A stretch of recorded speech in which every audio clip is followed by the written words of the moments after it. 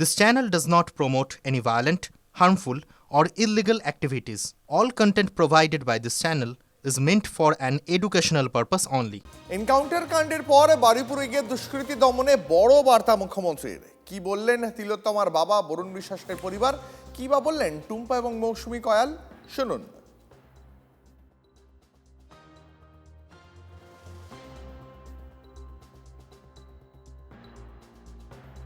সরকার যেমন চেষ্টা করছে, মানুষকে সতর্ক থাকতে হবে এবং সমস্ত যেগুলো মেয়েদের উপরে যে সময় যারা বাজেভাবে মেয়েদের ব্যবহার করার কথা বলে, বিভিন্নভাবে ব্যবহার করে, সে সমস্ত সরকার যাতে জানতে পারে, তার জন্য পুলিশে কমপ্লেন করতে হবে। বেশিরভাগ ব্যাপার দেখা যায় মেয়েরা, আমাদের কাছে যেটা অভিজ্ঞতা থেকে দেখতে পাচ্ছি, মেয়েরা থানায় গিয়ে বলে যে আমি কমপ্লেন করতে চাই, আপনারা অ্যাকশন নিন, কিন্তু আমি কিছু করবো না। এই যে ব্যাপারটা মেয়েদেরও ভয় ভেঙে বেরিয়ে আসতে হবে। অবশ্যই সরকার সহযোগিতা করবে। আমাদের নতুন মুখ্যমন্ত্রী শুভেন্দু অধিকারী চেষ্টা করছেন যে সমাজ যাতে সুস্থ থাকে। আমরা এনকাউন্টারই চাই, অ্যাকশনটা নিয়েছেন, সেটা আমাদের একটা ভালো দিক আমার তো মনে হচ্ছে। যেটা বিগত 15 বছর যে দুষ্কৃতি রাজ চলছিল, সাধারণ মানুষ ভীষণ ভীত সন্ত্রস্ত এবং মানুষ তার ন্যায় বিচারটা কিন্তু পায়নি। এই সরকার প্রথম থেকে যে দুষ্কৃতির উপরে যে ধরনের চাপ সৃষ্টি করছেন বা যে প্রক্রিয়া শুরু করেছেন, যে পদ্ধতিতে উনি শুরু করেছেন, ধর্ষক বা দুষ্কৃতি এরা তো ভয় পাবে যে এই ধরনের কাজ করতে দুবার ভাববে। এটাই উচিত। সুশাসকের কাজ যেটা, মানুষ শান্তি চায়, সাধারণ মানুষ শান্তিতে থাকতে চায়। আমার মনে হয় আমাদের তরফ থেকে বলতেই পারি এটা একটা পজিটিভ দিক। যারা ধর্ষক, যারা বিশেষ করে বিভিন্ন অসামাজিক কাজে লিপ্ত থাকেন, তাদের কাছে একটা মেসেজ যাচ্ছে যে তারা এই ধরনের কাজ করলে তাদের কি হতে পারে। আমরা অত্যন্ত খুশি হয়েছি। ওনাকে অসংখ্য ধন্যবাদ। আমাদের কামদুনির ফাইল রিওপেন হবে, তার জন্য আমরা আশাবাদী এবং আমরা চাইবো যে যেভাবে বিগত সরকার আমাদেরকে নিয়ে রাজনীতি করে গেছেন, কেসটাকে অন্যদিকে ঘুরিয়ে দিয়েছিলেন এবং মিথ্যা তথ্য প্রমাণ পেশ করিয়ে তাদেরকে বেশ কসুর খালাস করিয়ে নিয়েছিলেন তাদের নিজেদের ভোট ব্যাংক বাঁচানোর জন্য। অতএব এই সরকার আজকে সেটা করবেন না এবং রাজ্যের প্রত্যেকটা মানুষের বিচার দেবেন বলেছেন, সেটাই উনি করছেন। ওনাকে আবারও বলি অসংখ্য ধন্যবাদ। একটা টাইম আসে কি জানেন তো, বিচারের আশায় মানুষ থাকতে না, সে বিচার পাওয়ার সে আশাটুকুই ছেড়ে দেয় যে কত আর কোর্টে ছুটবে। আমরা এই তো 13-14 বছর আমাদের কামদুনি আন্দোলনের জন্য বিচার চাইছি। আমাদের ঘরের মেয়েটাকে যেভাবে মারা হলো তার বিচারের জন্য। তাহলে আমরাও যদি বিচার না পাই, আমাদের হয়তো একটা টাইম আসবে, আস্তে আস্তে আমরাও হয়তো আর কোর্টে ছুটতে পারবো না, আমাদের পায়ের জুতো হয়ে যাচ্ছে, আর কত ডেট আমরা নেব। তো যখন বিগত সরকার যখন কোনো বিচার করেনি, নতুন সরকার এসছে, সে যখন এনকাউন্টার করছে, ধর্ষকদের একটা ভয় দেখানো খুবই দরকার। কারণ দৃষ্টান্তমূলক সাজা হলে তারপরেই কিন্তু তারা ভয় পাবে, তাছাড়া কিন্তু ভয় পাবে না। নিশ্চয়ই মাননীয় মুখ্যমন্ত্রী যেগুলো বলেছেন শুনতে ভালো লাগে, কিন্তু সেই কথাগুলো কতটা মাঠে ঘাটে সাধারণ মানুষের কাছে বিশ্বাসযোগ্য হয়ে উঠছে, ইতিমধ্যেই বেশ কিছু তো প্রশ্ন উঠতে শুরু করেছে। ফলে সেইগুলোরও তো সদুত্তর দেওয়ার ব্যাপার আছে। যার বিরুদ্ধে কোনো নাম শোনা যাচ্ছে, তাদের বিরুদ্ধে অভিযোগ আর তদন্তের আগেই ক্লিনচিট হয়ে যাচ্ছে নাকি তদন্ত হচ্ছে, এগুলোই তো মানুষ এখনো কনফিউজড হয়ে আছে। একজন পুলিশের রিভলভার কেটে পালাচ্ছে, তার পিছে লাগার জায়গায় তার বুকে লাগছে। রাতের বেলায় সেই জঙ্গলে তাকে যেতে হচ্ছে, দিনের বেলায় যায়নি এই পুলিশ। দিনের বেলা গেলে মানুষের কাছে প্রমাণ থাকে। আমি তো বলবো পশ্চিমবঙ্গের পুলিশ আগামী দিনে আরো বেশি তাদের স্বচ্ছতা, যোগ্যতার প্রমাণ দেয়। এইভাবে যা খুশি তাই, যা বলবো তাই প্রশাসন বলবে আর মানুষ সব মেনে নেবে, এটা কিন্তু বাংলায় হওয়া উচিত। বারুইপুর কাণ্ডের পর স্থানীয়দের দাবি মেনে পুলিশ ফাঁড়ি পেল সূর্যপুর। নতুন পুলিশ ফাঁড়ির ওসির দায়িত্ব শিমুল মণ্ডল পেলেন। এই ফাঁড়িতে থাকছেন 2 জন করে এসআই এবং এএসআই। পুলিশ ফাঁড়িতে থাকছেন 8 জন কনস্টেবল এবং 4 জন মহিলা কনস্টেবল।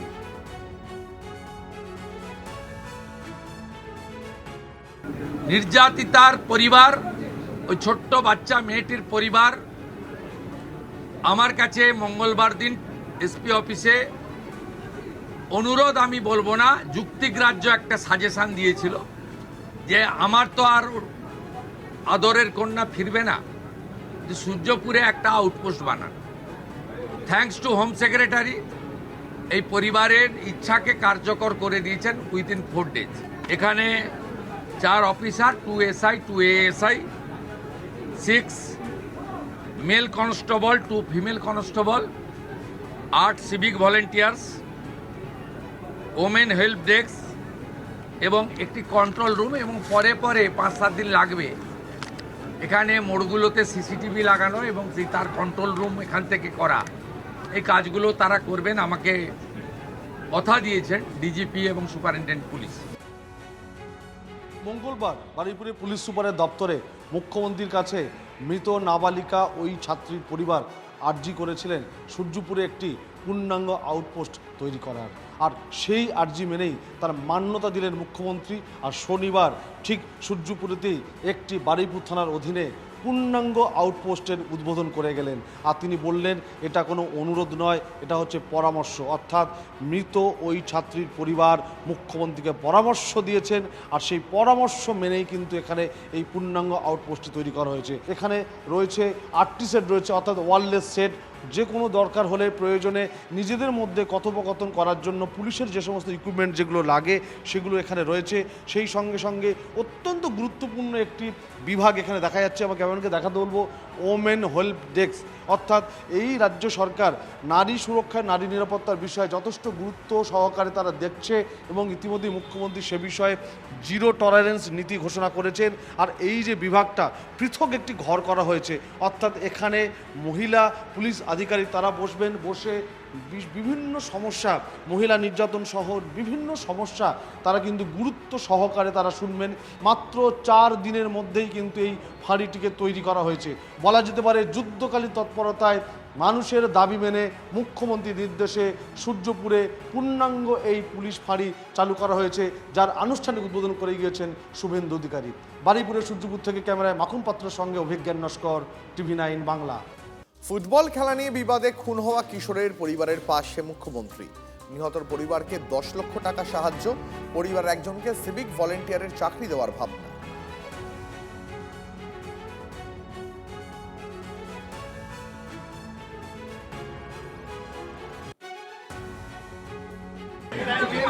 একটা আমাদের নাবালক বাচ্চার নৃশংস খুন হয় এবং ওর বাড়ির একটা ছেলেকেও আমরা একটা পুলিশকে এসপিকে রিকোয়েস্ট করেছি সিভিক ভলেন্টিয়ার একটা চাকরি দেওয়ার জন্য। 10 লক্ষ টাকা আমরা সিএম রিলিফ। 6 জনের নামে অভিযোগ করেছিল, 5 জন অ্যারেস্ট হয়েছে। তারা বিচার চান, আমরা বিচার দেওয়ার ব্যবস্থা করি। পেট্রোল পাম্প থেকে জল মেশানো পেট্রোল দেওয়ার অভিযোগ। উত্তর 24 পরগনার বনগাঁর মতিগঞ্জ এলাকায় পেট্রোল পাম্পে বিক্ষোভ গ্রাহকদের। জল মেশানো জ্বালানি দেওয়ায় বাইকের ইঞ্জিন বন্ধ হয়ে যায় বলে অভিযোগ। পরিস্থিতি সামাল দেয় বনগাঁ থানার পুলিশ।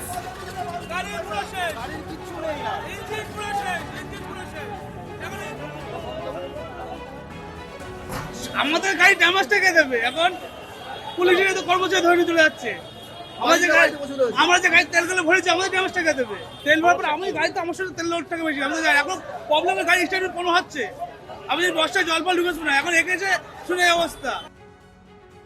তেল ভরে নিয়ে যাওয়ার পরে এখান থেকে আমি স্টেডিয়াম পর্যন্ত যাওয়ার পরে অন্তত 40 বার গাড়ি বন্ধ হয়ে গেছে, গাড়িতে কোনো পিক আপ নিচ্ছে না। আমি শুনতেই এলাম যে গাড়িটা এরকম হলো কেন, যে কি মেশানো রয়েছে, যার জন্য আমি ঢুকেছি এখানে। এসে তো দেখছি এই অবস্থা, সবারই এই একই প্রবলেম, গাড়ি স্টার্ট নিচ্ছে না, বন্ধ হয়ে যাচ্ছে গাড়ি, গাড়িতে কোনো পিক আপ নেই। TV9 বাংলার খবরে জোর জাল পেট্রোল তৈরির খবর সম্প্রচারের পরেই একের পর এক গ্রেফতারি। হরিশ্চন্দ্রপুর থানার আইসির নেতৃত্বে মালদার তুলসীহাট এলাকায় জাল পেট্রোল কারখানায় অভিযান। সঞ্জয় গুপ্তা নামে একজনকে গ্রেফতার করেছে পুলিশ। উদ্ধার হয়েছে 22 ড্রাম কেরোসিন, সাদা তেল সহ জাল পেট্রোল তৈরির বিভিন্ন উপাদান। এর আগে খোপাকাঠি এলাকায় অভিযান চালিয়ে একজনকে গ্রেফতার করে পুলিশ। তাকে জেরা করেই সঞ্জয় গুপ্তার নাম জানতে পারে পুলিশ।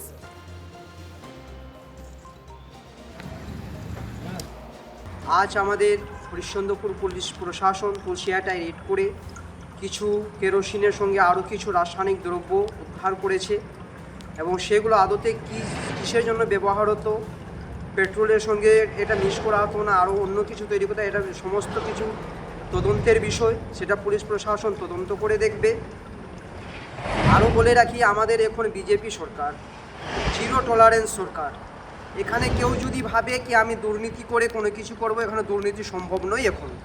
এখন সবাইকে ভেবে নিতে হবে, জিরো টলারেন্সে কাজ করতে হবে, দুর্নীতিমুক্ত কাজ করতে হবে, কোনো ভেজাল কাজ চলবে না। মুর্শিদাবাদের ভগবানগোলায় পাওনা টাকা চাইতে গিয়ে আক্রান্ত বিজেপি কর্মী। দলিলপাড়া গ্রামের ঘটনায় ব্যাপক চাঞ্চল্য। বিজেপি কর্মী সুভাষ দাসের সঙ্গে বচসা পঞ্চায়েত সদস্য রাম দাসের। বাঁশ দিয়ে সুভাষ দায়ের মাথায় আঘাতের অভিযোগ রাম দাস এবং তার অনুগামীদের বিরুদ্ধে। জখম অবস্থায় বিজেপি কর্মীকে নিয়ে যাওয়া হয় কানাপুকুর হাসপাতালে। অবস্থার অবনতি হলে মুর্শিদাবাদ মেডিকেলে স্থানান্তর। পয়সা লেনদেনের ব্যাপার ছিল, দিয়ে ওরা সকালবেলায় যায় চাইতে গিয়ে, এবার ওদের তো একটা অভ্যাস আছে, টিএমসি করে, এরা দাপট দেখিয়ে এসছে সারা জীবন এলাকায় মানুষ মনে করেনি, তো এখনও তাই ভাবছে। দিয়ে গেছিলো ছেলেটা ধাক্কা দিয়ে ফেলে দিয়েছে মেম্বার ছিল, তো পাশের এরা সবাই যে কজন গেছে তাদেরকে সবাইকে ধরে মেরেছে। তোলাবাজির টাকা না দেওয়ায় এক গৃহবধূর মাথার চুল কেটে মারধরের অভিযোগ। কাঠগড়া সোনারপুর উত্তরের প্রাক্তন তৃণমূল বিধায়ক ফেরদৌসি বেগম এবং তাঁর স্বামী সাগরেদরা। এই ঘটনা সামনে আসতেই নরেন্দ্রপুরে শোরগোল। এটা প্রথমে করেছিল যে এরা বিজেপি করে, এদের এই জমি নিতে দেবো না বলে এইভাবে ঝামেলা সবসময় জমি নিয়ে ঢুকে বলছে তুই আমাদের নামে অভিযোগ করেছিস কেন। একজনের হাতে আমারই ঘরেরই খুন্তি চামচ একজনা মোটা বাঁশ নিয়ে এসেছে, যে যেমন পেরেছে মেরেছে। মারার পরে আমারই ওড়না দিয়ে ওড়নাটাকে ছিঁড়ে দুজন দুদিক থেকে ফাঁস দিয়েছে। পুরো আমার গলা টলা ফুলে আছে, আমি দেখাতে পারছি না। আমার মেয়ে তখন খুব কাঁদছে, আমার মা মরে যাবে, আমার মাকে ছেড়ে দাও, আমার মা মরে যাবে। তখন আমার মেয়েকে পিঙ্কি বিবি একজন বলে সে একটা খুন্তির বাড়ি মেরেছে, মেরে বলছে চুপ করবি, মুখ বন্ধ করে থাকবি বলে বলছে একে এইভাবে এখানে মারলে হবে না, ওকে টেনে টেনে বাইরে নিয়ে যায়, জামা কাপড় সব ছিঁড়ে দে, এ যেন কাউকে মুখ দেখাতে না পারে বলে সবসময় জমি নিয়ে ঝগড়া করিস তো তোকে জমির ওখানে নিয়ে গিয়েই মারবো। কলম রয়েছে, কলমের সাথে যে যেমন পাচ্ছে বাজছে, যে যেখান থেকে পাচ্ছে। একটা মহিলা ছিল আর 3টে ছেলে ছিল। আমার চুলটা কেটেছে, মারধর করেছে। এরা সব তৃণমূলের লোক। এদেরকে ফিরদৌসির হাজবেন্ড নজরুল খুব সাপোর্ট করতো, যে এরা এরম দুষ্কৃতি করতো, ওর থেকে এরা কমিশন খেত। আমরা বিজেপি পার্টিকে একটু সাপোর্ট করতাম বলে, আমি আমার হাজবেন্ড করতাম বলে আমাদের মির্জাপুর বলে স্লোগান দিত। দুষ্কৃতী যারা জমির জন্য টাকা চেয়েছিল, যাদের নামে আমরা মামলা করেছি, তারাই এরা তো প্রথম থেকেই টিএমসি করে আসে। টিএমসি লোকেরা, টিএমসি ওই সালমা সুলতানার যে কাউন্সিলর আছে ওনাদের হয়ে এরা কাজ করে। ফিরদৌসি, নজরুল মণ্ডল মানে প্রাক্তন যে বিধায়ক, এদের হয়ে এরা কাজ করে। তো এখন আমরা চাইছি যে আমার জমিটা তো আমার পরে যাক, সেটা পরের কথা, কিন্তু যেভাবে আমার ওয়াইফকে টেনে ঘর থেকে মারধর করেছে, যদি আজকে মারা যায় তার জন্য দায়ী কে হবে? জমিটা তো পরে কথা, যদি মারা যেত আমার ছোট মেয়েটার কি হতো? কড়াকড়ি একটা শাস্তির দাবি চাইছি আমি। এই যারা মারধর করেছে, তো প্রত্যেকের আমরা একটা শাস্তি চাইছি। যদি খারাপ কিছু হয়ে থাকে অবশ্যই পুলিশের উচিত ব্যবস্থা নেওয়া। কোনো এটা কার কী হয়েছে পরের কথা, কিন্তু যদি কোনো রকম আইন ভেঙে কোনো ব্যবস্থা হয়ে থাকে বা আইন ভেঙে কোনো একটা আক্রোশমূলক কোনো কিছু হয়ে থাকে, তাহলে নিশ্চিতভাবে আইনি ব্যবস্থাই নেওয়া উচিত।